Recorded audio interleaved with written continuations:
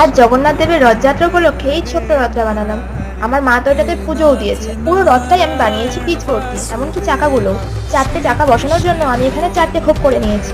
পিচবোর্ড গুলো কাটার পরে চারিদিকটা কেমন রাফ হয়েছিল, তাই আমি মাস্কিং টেপ দিয়ে পুরো চারিদিকটা কভার করে নিয়েছি। এই পিলার গুলো আমি আগেই ক্লে দিয়ে বানিয়ে রেখেছিলাম, এখন সেগুলোকে অ্যাটাচ করে দিচ্ছি। এখন এই মোটা কাগজটাকে কেটে আমি একটা কোণ বানিয়ে নিলাম। রথের উপরে থাকে না, পতাকা লাগাতে হবে তো। আর বাকি কাগজগুলো ছোট পিস করে কেটে চারিদিকে বসিয়ে দিয়েছি।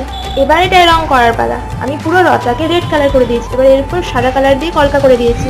দেখো কত সুন্দর ফুটেছে রংটা।